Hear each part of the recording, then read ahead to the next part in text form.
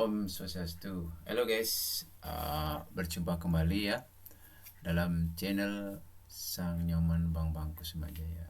Nah, video kali ini saya akan memberikan sebuah wawasan tentang seorang kesatria dari Taman Bali, yaitu dalam cerita Babat Satria Taman Bali ya.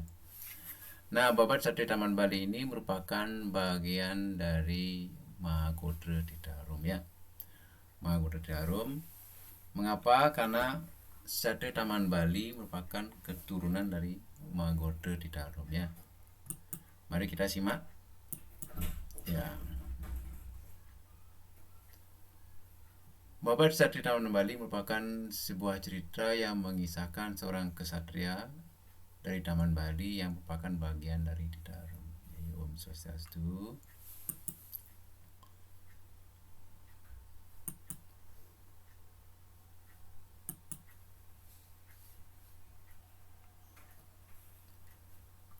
Babat Kesatria Taman Bali merupakan suatu babat yang mengisahkan di mana Bathara Subali atau Dangyang Subali mempunyai saudara namanya Dalem Bathara Sekar Angsana. Nah, Bathara Subali ini atau Dangyang Subali yang kemarin sudah saya kisahkan berasrama di Tolangkir ya, di Tolangkir atau Gunung Agung. Dan kemudian Bathara Sekar Angsana ini berasrama di Pura Dasar Gegel. Ya, berasrama di Pura Dasar Gegel ya. Dan ada lagi saudaranya Sangyang Aji-Remat. Ini Penawing ya. Berasrama di Pura Kental Gumi. Ya. Kemudian Sangyang Aji-Remat juga mempunyai putra namanya Idemas Kuningan, berasrama di Guliang ya. Jadi beliau selain berasrama di Guliang ya, juga bersama di Bukit Pengelengan ya.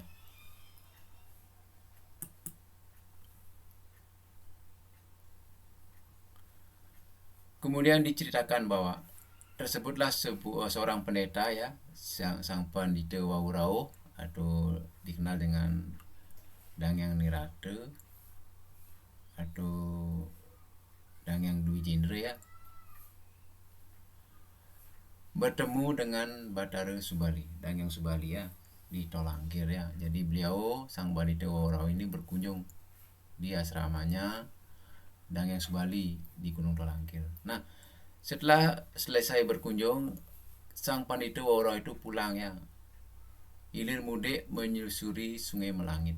Nah, keinginan beliau itu untuk minum air, namun sama sekali tidak ada air. Kemudian beliau menancapkan tongkat pada batu padas di sekitar Sungai Melangit ya, sehingga keluarlah air yang jernih mengalir ya. Nah, bersama dengan keluarnya air itu muncul pula seorang wanita cantik. Lalu sang Pandita Wawurau itu menanyakan, "Wahai gadis cantik, mengapa kau muncul bersama dengan air dari air batu padas tersebut?" Akhirnya sang wanita tidak menjawab, hanya diam. Kemudian, "Kalau begitu, saya akan memberi nama kamu Ni Dewi Enjong Asti." Nah, jadi seorang wanita yang muncul tiba-tiba bersama dengan keluar airnya, air mancur Tirta Harum, Tirta yang berwarum, dinamai dengan Ni Dewi Enjong Asti. Dan air yang keluar dari batu padas tersebut diberi nama Tirta Harum. Nah, kemudian sang Pandita Wawurau berpikir ya, setelah dia minum puas airnya, air Tirta Harum tersebut, dia berkata pada Ni Dewi Enjong Asti, "Anakku Dewi Enjong Asti, tinggallah di sini, tungguilah air ini. Nanti ada seseorang yang akan mendatangimu dan akan merubah hidupmu." Nah, begitulah kata sang Pandita Wawurau. Kemudian kita lanjut ke slide berikut.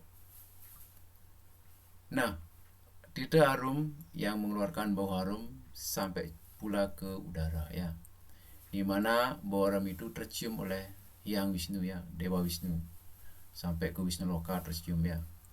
Kemudian Dewa Wisnu menyusuri di mana munculnya bau harum tersebut, sehingga sampailah beliau di bumi ya, di sebuah gua tampaklah seorang gadis ya.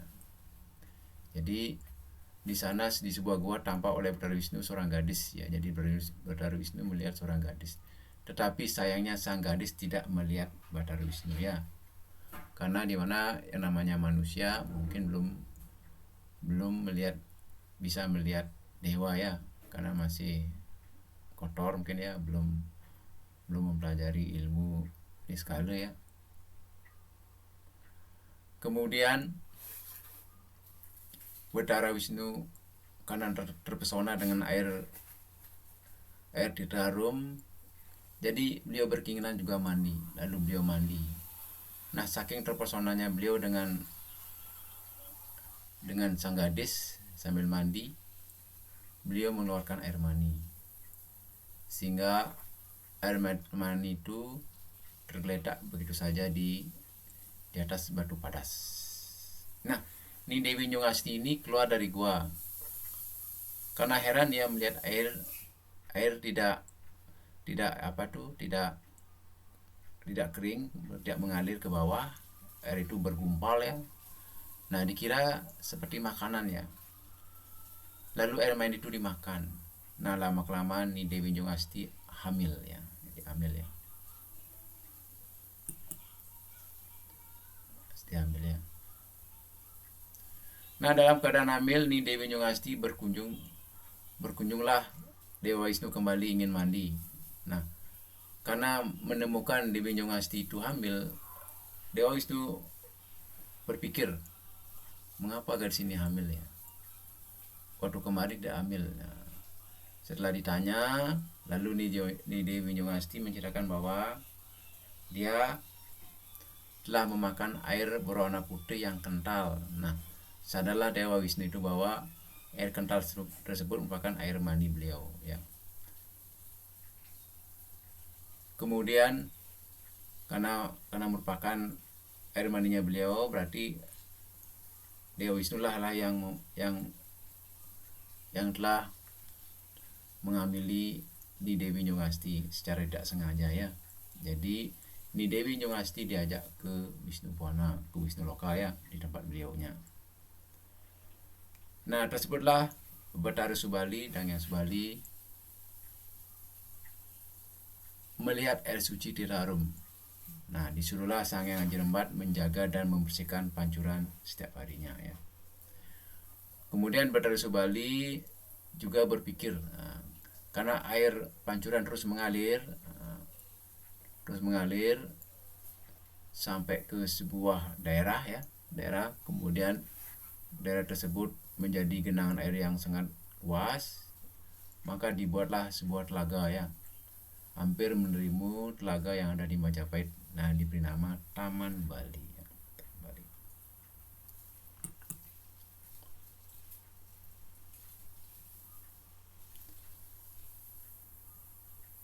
Nah, kemudian diciptakanlah kembali Dangyang Subali tanpa istri ya, berkeinginan juga mempunyai seorang putra ya. Lalu Dangyang Subali memohon kepada Dewa Wisnu, Yang Wisnu, untuk mempunyai seorang putra. Nah, permohonannya terkabul, yaitu putra yang lahir dari Dewi Nyungasti bernama Sang Anggetirta.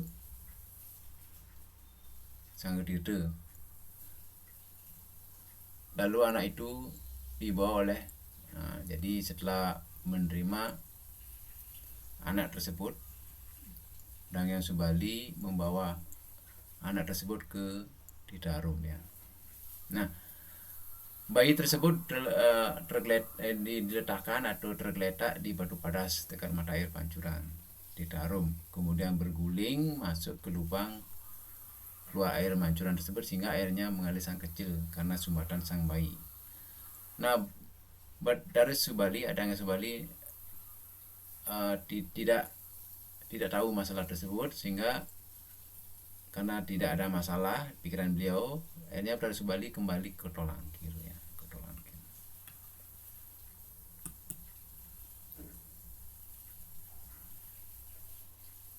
Nah, keesokan harinya Sang Haji Rembat heran ya mengapa air pancuran tidak mengalir seperti kemarin. Nah, akhirnya didapatilah bayi itu masuk ke lubang batu keluarnya air. Nah, jadi sesuai cerita kemarin Mangkunegaran. Nah, Sang Haji Rembad dengan kekuatan beliau sehingga bayi itu keluar lagi dari batu paras ya.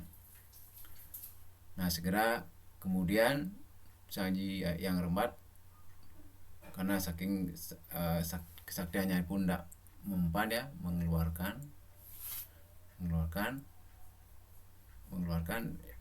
bisa keluar tapi agak lama ya. Nah, setelah bayi itu keluar, bayi tersebut menangis sepanjang hari ya, sehingga Sang Haji Rembad memanggil kakaknya beliau ya, Danghyang Subali, sehingga Danghyang Subali pun muncul dan menegaskan bahwa itulah putranya dari anugerah Bathara Wisnu. Nah, berkat restu Bathara Subali, anak itu diasuh oleh Sang Haji Rembad.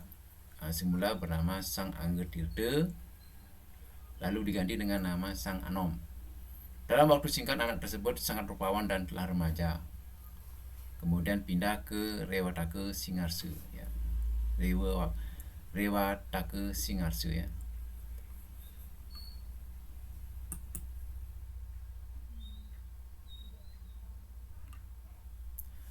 Kemudian dikisahkanlah, kita berhenti sejenak dalam kisah Sang Anggetirta. Kita buka lembaran baru, sebuah kisah ya, tersebutlah Ni Dewi Ayumas ya. Ni Dewi Ayumas itu dalam Ayumas itu putri dalam Sekarsana ya, yang ada di Gegel, yang bersana di Purudasar, sakit keras. Kemudian dipindahkan ke Taman Bali, dia diobati oleh Sang Hyang Haji Rembad. Dalam waktu singkat telah sembuh, diajak kembali ke Gegel. Kemudian penyakitnya kambuh lagi ya. Demikian berulang-ulang, akhirnya Ni Dewi Ayumas atau dalam Ayumas itu tinggal di Taman Bali sampai dewasa. Nah, tanpa sengaja Sang Haji Rembad mengajak Dewi Ayumas atau dalam Ayumas itu ke Tirtaharum. Nah, disinilah bertemu dengan Sang Anom Bagus ya, itu Sang Anggetirta. Nah, pertemuan dari Sang Anom Bagus dengan Dewi Ayumas atau dalam Ayumas, terjadilah sebuah hubungan yang sangat erat, di mana sampai Ni Dewi Ayumas ya, Ni Dewi Ayumas atau dalam Ayumas hamil. Nah, kemudian dalam Sekarangsana amat marah dan memintakan membunuh Sang Anom Bagus dan Sang Hyang Haji Rembad agar diantar ke Gegel. Namun dalam mengirim utusan rahasia untuk menyuruh Sang Anom menyingkir, maka Sang Anom tiba di Tianyar luput dari serangan musuh ya. Sampai ke Tianyar ini lari Sang Anom Bagus ya, Sang Anggetirta ya. Lama-kelamaan Sang Anom melawat ke desanya kembali sambil memikat burung di tengah hutan jarak Bang. Sang Anom bertanya, dijawab dengan kelakar berkali-kali. Sang Anom marah dan mengutuk tempat itu agar bernama Bangli. Orang-orang dusun itu melaporkan ke Gegel dalam memerintahkan untuk menangkap pemuda tersebut dan diantar ke istana Gegel. Nah, jadi setelah dia melarikan diri Sang Anom dari kejaran prajurit Gegel ya, kerajaan dari dalam Sekarangsana, beliau kembali ke hutan jarak. Nah, ya, sambil memikat burung di tengah hutan jarak Bang ya. Sang Anom bertanya, dijawab dengan kelakar berkali-kali ya. Jadi Sang Anom mudah bisa dia berbicara dengan tumbuhan dan hewan, namun dijawab dengan kelakar berkali-kali. Dan ada juga orang-orang desa di sana juga ditanyai dengan dijawab dengan bercanda berkali-kali. Nah, kemudian Sang Anom Bagus marah dan mengutuk tempat itu bernama Bangli ya. Jadi Bangli namanya ya, karena saking orang-orangnya kalau ditanya dia seperti berkelakar ya, bercanda ya. Ini namanya Bangli. Nah, ini asal-usul dari daerah namanya daerah Bangli ya. Orang-orang dusun itu melapor ke Gegel dalam meminta untuk menangkap. Nah, karena dari dulu Sang Anom ini dicari ya sama dalam Gegel. Nah, ada informasi dari orang dusun sehingga Sang Anom Bagus tersebut ditangkap lalu diantar ke Gegel. Mereka yang melihat pada bersedih menyaksikan. Setelah tiba di Gegel, dalam memudahkan untuk menangkap Sang Haji Rembat. Nah, kemudian setelah Sang Anom Bagus ditangkap ya, Sang Haji itu dan ditangkap oleh dalam Gegel, termasuk juga menangkap Sang yang Haji Jai Rembat. Nah, Sang Haji Jai Rembat juga ditangkap. Kemudian diserahkan ke dalam ya, ke dalam sekarang sana ya. Nah, Dagang Subali dari Tolangkir menghadap ke Gegel karena Sang Haji Rembat terus menguntap beliau ya, memanggil beliau dengan telepatinya ya, yang dulu tidak ada namanya handphone ya, handphone, HP tidak ada, telepon tidak ada, sehingga Sang Haji Rembat memanggil kakaknya dengan telepati ya, dengan kekuatan gaib, memanggil orang dari jarak jauh ya. Itu ada ilmunya ya, sehingga Dagang Subali dari Tolangkir menghadap ke Gegel ya, Gegel, dan melarang dalam untuk membunuhnya ya.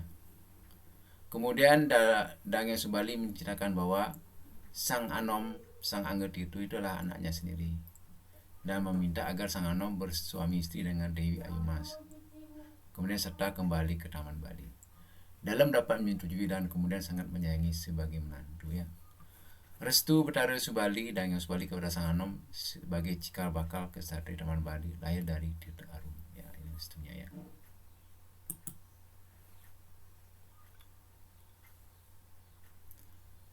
Kemudian upacara pembakaran jenazah sesuai dengan seorang kesatria. Tidak boleh lupa turun bunaga renyawi ke Tirta Arum ya. Jadi bagi terah dari mahkota Taman Bali harus dia lunas tirta ya, lunas penuguran dari Pura Tirta Arum ya. Kemudian Sang Anom dan Nidea Ayumas sedang berada di Taman Bali. Sang Anom meninggalkan istrinya untuk bertapa ya.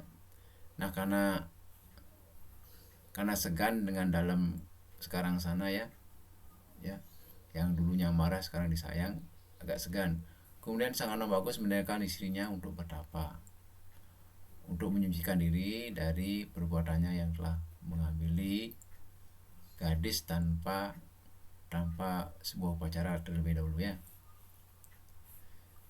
Kemudian Sang Anom Bagus ya berpesan pada Dewi Ayumas dalam Mas, Adinda ku yang cantik, setelah putra kita lahir, berilah nama Idewa Garba Jatuh ya.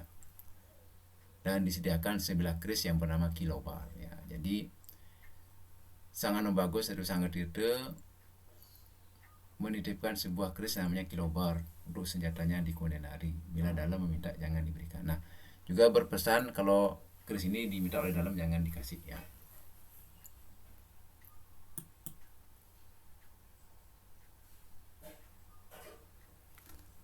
Kemudian Sang Angger Tirta dan Dewa Ayumas yang sedang hamil itu berada di Taman Bali. Sang Anom meninggalkan istrinya untuk bertapa dan berpesan juga seperti tadi, dan menitipkan sebuah keris. Nah, pada saat itu, kemudian pada saatnya Idewa Garba Jatuh pun lahir. Setelah dewasa menanyakan perihal ayahnya ya. Wahai bunda, siapakah nama ayanda, dan di mana beliau sekarang? Hamba ingin menemuinya dan memohon restunya ya. Kemudian Dewi Ayumas memberikan atau menceritakan tentang nama ayahnya dan keberadaannya sekarang ya. Sang ibu menceritakan tengah bersemedi di hutan Dau ya. Jadi beliau menceritakan bahwa ayahnya sedang bertapa di hutan Dau. Setelah ciri yang khas, kemudian Kemudian Idewa Garbojatha menjumpai ayahnya, tetapi tak berkenan kembali pulang. Nah, jadi setelah Idewa Garbojatha menemui ayahnya dan bertemu, tapi ayahnya tidak mau pulang. Putranya disuruh kembali dan menjadi raja di Taman Bali. Dan tetap Nyawi juga ya, Nyawi mohon petunjuk di Titaram serta Kilobar ya. Sang Anom pun wafat. Idewa Garbojatha kembali ke Taman Bali dan menceritakan semuanya kepada ibunya ya. Nah, pada saat setelah menemui anaknya, sang Anggetirta moksah ya.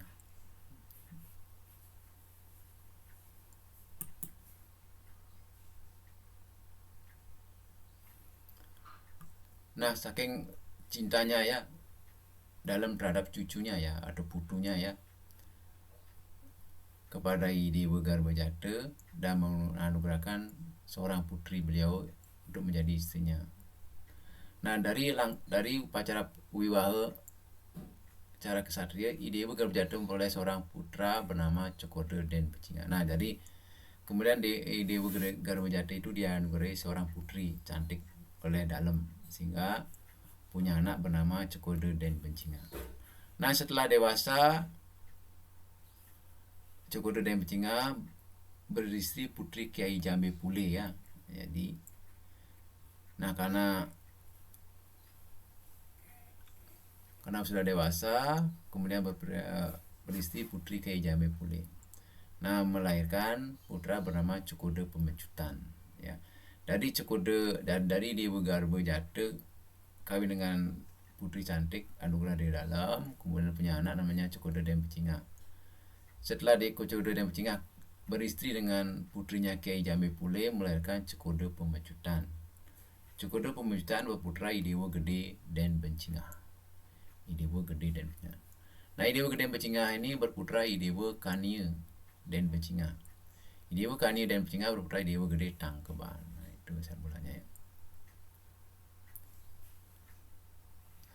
Nah, jadi seperti cerita yang terdahulu ya, Magoda Titarum, Dawai Dewa Garbojatha ini pernah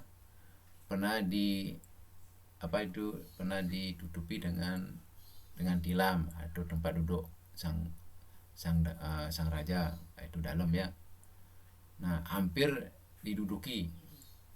Sadar akan kesalahannya, yang menaruh ya, yang namanya Kiai Jambe Pule yang menaruh, akhirnya dimaafkan oleh sang dalem. Nah, Idewa Gede Jatha pun diberikan sebuah gelar bahwa jika Dewa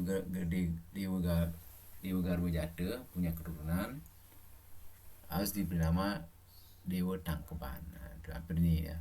Jadi setelah melalui berbagai proses ya, dari Dewa Garbojatha kawin, kemudian lahir berputra Cokoda Den Pecinga, kemudian kawin dengan anaknya Kiai Jambe Pule, berputra Cokoda Pemecutan, Cokoda Pemecutan berputra Idewa Gede Den Bencinga, Idewa Gede Den Bencinga berputra Idewa Kania dan Kania Den Bencinga, dan Idewa Kania Den Bencinga berputra Idewa Gede Tangkeban. Nah, kembali ya seperti semula atas petunjuk beliau diberikan nama Idewa Gede Tangkeban ya. Ini secara spesifik ya. Nah, Idewa Gede Tangkeban mempunyai banyak putra ya. Nah, jadi Idewa Gede Tangkeban ini memiliki banyak putra ya. Ya, banyak putra, kalau tidak salah berapa itu? Ada 10 ya.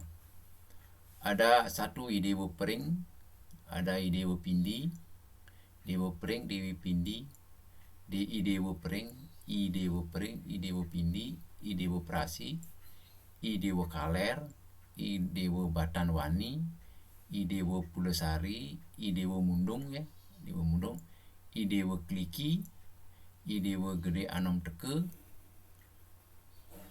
Kemudian ada anaknya putri ya, tapi tidak tercatat namanya ya.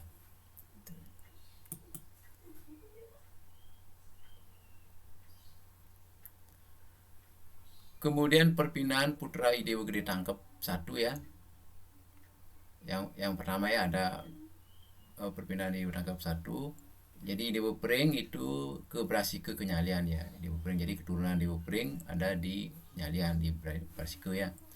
Kemudian di Dewa Prasi ke Gage ya, ke Gage, Bangli juga. Kemudian di Dewa Pindi pindah ke Telaga Sura. Dan di Dewa Kaler tetap di Taman Bali. Nah, Dewa Kaler tetap kembali. Kemudian keris pusaka Kilobar dimohon oleh Dewa Gede Pring kepada Dewa Gede Tangkeban di Taman Bali. Keris dibawa ke desa Nyalian ya, jadi ke desa Nyalian ya. Nyalian.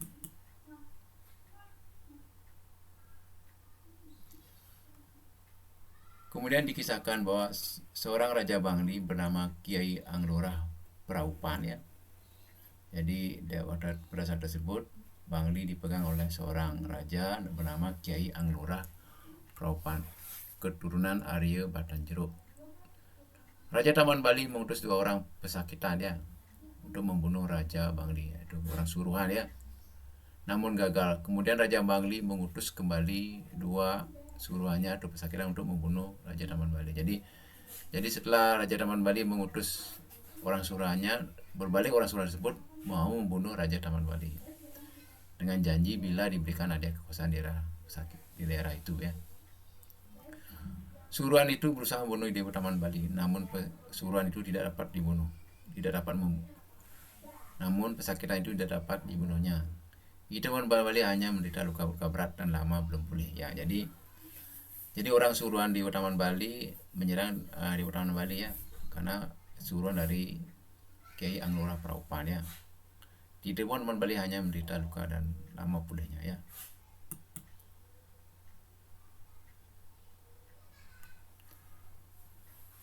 Sedang dalam penderitaan luka parah, istri Dewa Taman Bali digauli oleh putranya sendiri yang bernama Dewa Kaler. Nah, inilah suatu aib dalam keluarga Taman Bali ya, di mana Dewa Taman Bali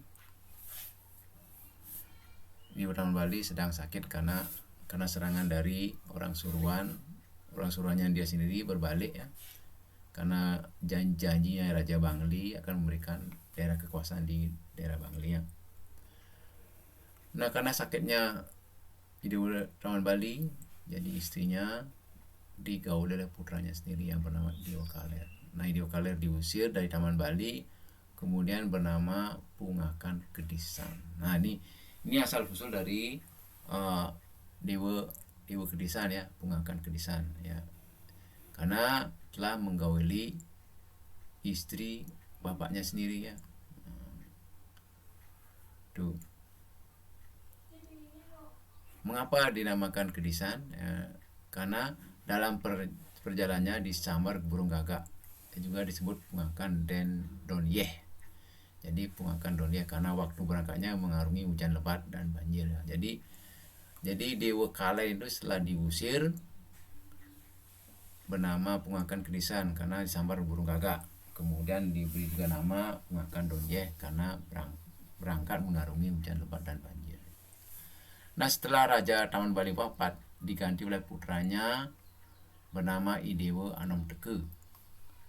Hendak menuntut balas atas wafatnya ayahnya yang direncanakan oleh Anglora Praupan di Bangli. Hal itu didukung oleh sanak keluarga dan pejabat bawahnya. Segera mereka menyerang Bangli di bawah pimpinan Dewa Anom Teke.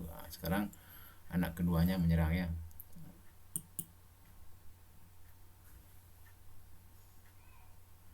Terjadilah peperangan sengit antara Taman Bali dengan Bangli yang dipimpin oleh Kiai Praupan dan putranya Kiai Anglora Dao Bingin ya. Kiai Pamaron tewas, Kiai Dao Bingin tewas pula. Kiai Praupan tampil sebagai pimpinan perang. Beliau pun gugur pula, akhirnya Bangli mengalami kekalahan. Setelah Bangli kalah, para putra Taman Bali berada di tempat di Dewa Gede Prasi di Bangli, Dewa Gede Pindi di Gage ya.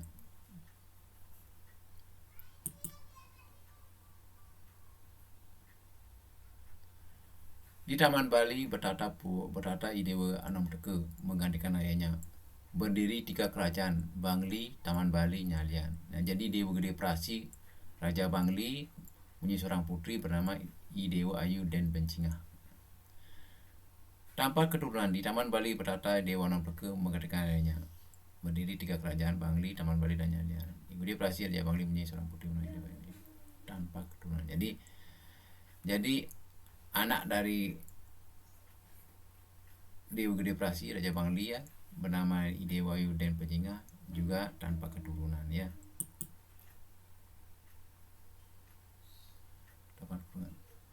Kemudian diceritakan bahwa Idewa Kania ipar dalam Linggar Sepura amat disayang oleh dalam, diberi pangkat Kania, diam di utara Bancinga, bergelar Idewa Kania Den Bancinga. Mempunyai seorang putra bernama Idewa Gede Tangkap. Sebab pada waktu lahirnya tanpa sengaja ditutupi kasur tempat duduk raja oleh Kiai Jambu Kule ya tadi ya. Pada saat terjadinya pemberontakan Kiai Anglora Agung di Gegea, dalam dimadi mengusik ke Guliang, Idewa Kani dan Pejinga kembali ke berhasil membawa keris Kilobar ya.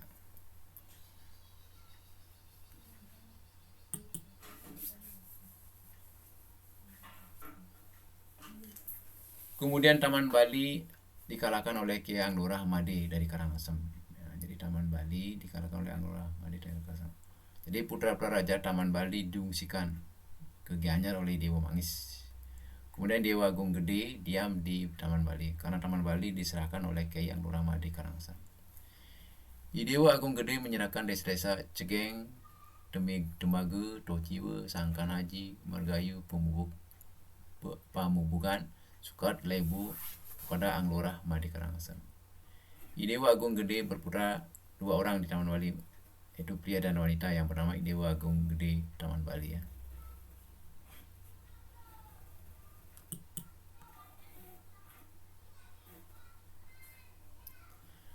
Dewa Gede Taman Bali menggempur Taman Bali atas bantuan Dewa Mangis. Taman Bali dikuasai kembali ya, jadi Dewa Gede Taman Bali kembali menguasai Taman Bali ya. Dewa Gede Agung mengungsi ke Puri Kanginan, Kelungkung. Jadi Dewa Mangis ingin melihat warna Kilobar. Tak diizinkan oleh dalam, namun niatnya tak kunjung padam. Lama-kelamaan dalam meminjamkan keris Kilobar, Dewa Gede Tangkapan menjadi salah paham. Dewa Taman Bali dan Dewa Bangli menyarankan agar dipertahankan meskipun apa yang terjadi. Jadi terjadi perebutan keris Kilobar ya antara Dewa Gede Tangkapan dengan Dewa Taman Bali dan Dewa Bangli ya.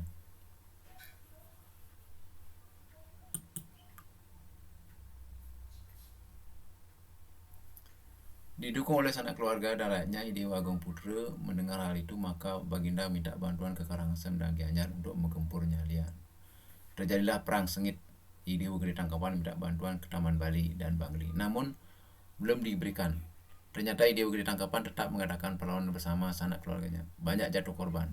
Jadi Dewa Gede Tangkapan tampil ke depan dengan mengunus keris Kilobar hingga musuhnya lari tunggal langgang. Kemudian pasukan dalam maju lagi. Dewa Gede Tangkapan tertembak namun tidak gugur.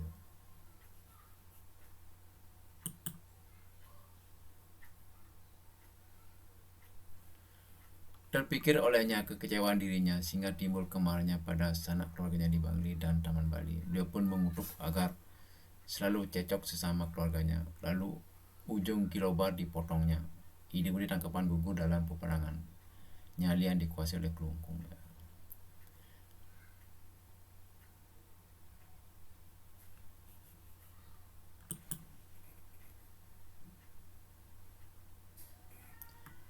Kemudian Dewa Nomrai mempunyai seekor kuda bernama Ganda Besi dan punya keahlian dapat melihat apa yang terjadi.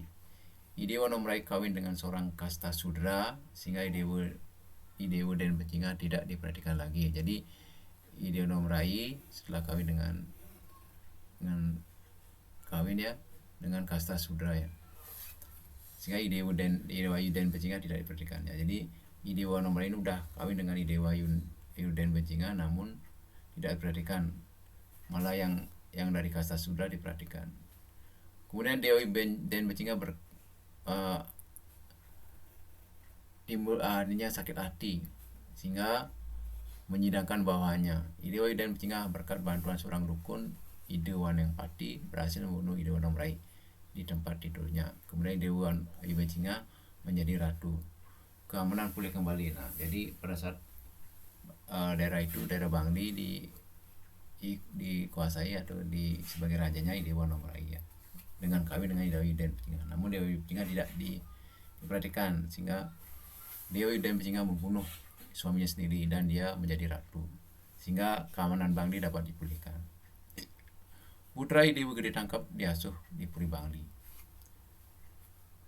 Jadi putra Dewa Tangkap diasuh di Puri Bangli, telah dewasa, belum beristri, sedang tarian lain Gambo, Legong, juga mencari guru di Desa Sukawati.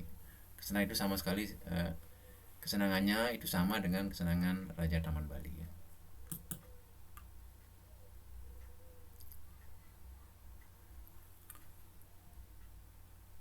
Sering saling sabot guru tari, timbul cekcok antara Bangli dan Taman Bali. Nah, karena perebutan guru tari antara Bangli dan Taman Bali hendak menyerang Bangli, maka minta bantuan pada Dalem Kelungkung. Dalem tak berkenan karena tak pernah cekcok dengan Raja Bangli. Idewa Taman Bali merasa kecewa. Kemudian Idewa Gede Raka Taman Bali mengumpulkan sanak saudaranya antara Idewa Gede Mundung, Idewa Pulesari, Idewa Batanwani, Idewa Jelepung, Idewa Pindi, Idewa Rendang, Idewa Guliang, Idewa Pasalakan, dan semuanya setuju menggempur Bangli, tetapi agar minta bantuan ke Gianyar. Hal itu disetujui oleh Dewa Taman Bali.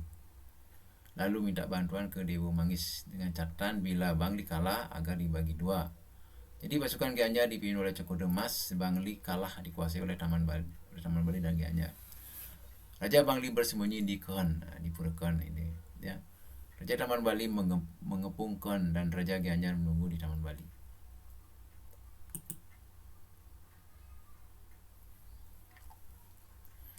Kemudian Dewa Den Becingah setelah memperoleh wahyu dari Pura Kon, kembali ya, karena bersembunyi karena diserang oleh saudaranya. Dewa Becingah memperoleh wahyu di Pura Kon, hendak berhadapan dengan Dewa Taman Bali. Namun di persimpangan jalannya langsung ke selatan hingga ke Taman Bali, maka berhadapan dengan Dewa Manggis. Pasukan Dewa Manggis kalah, mereka kembali ke Gianyar. Idewa Taman Bali tiba di Kon, tidak berjumpa dengan siapapun, juga melihat asap mengepul di daerah selatan, disangka Raja Gianyar berbuat buruk. Segera beliau hendak menghadapi Raja Gianyar. Tiba di Taman Bali, ternyata sunyi senyap, duganya semula semakin tebal dan kuat.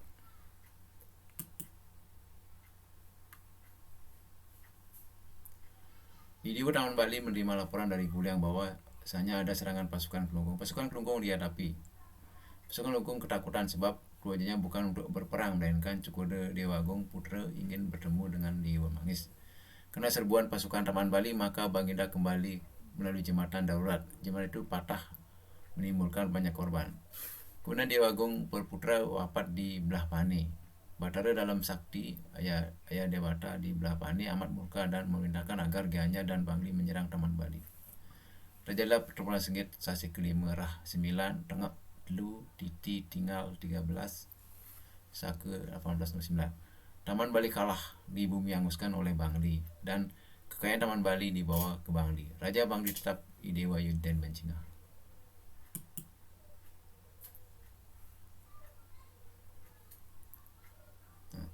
Jadi begitulah kisah sepintas ya.